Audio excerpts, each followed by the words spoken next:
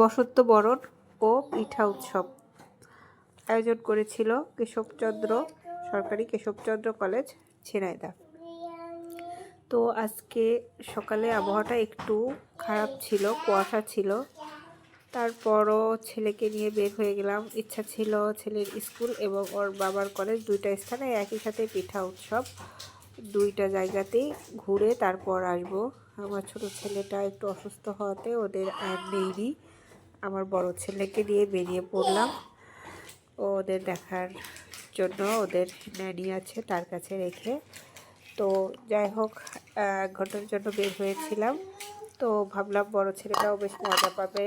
আর ওর আব্বু বারবার ফোন দিচ্ছিল আসার জন্য, ওর আব্বুরও একা একা খারাপ লাগছিল। তো যাই হোক চলে আসলাম। এসে তো খুব ভিড় ছিল, আসলে প্রচণ্ড ভিড়। এত ভিড়ের ভেতরে আসলে যে খুবই আনইজি বোধ করছিলাম। তো তারপরেও স্টলগুলো ঘুরে খুব ভালো লাগলো। আমার ছেলে তো যে প্রথমে কেক খেলো, কাপ কেক, তার আবার কেক মজা লাগে। আমরা আবার ঝাল পিঠা পছন্দ করি। আমরা আবার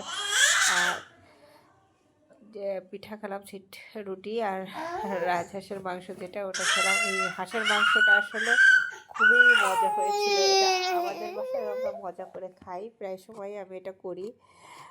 তো এখানে যেও আরও ভালো লাগলো। তারপরে এই ক্যাম্পাসটা আসলে আমরা একটু করে ঘুরলাম। ঘোরার পরে এই যে আবার কিছু পিঠা পার্সেল নিয়ে বাসায় চলে আসলাম।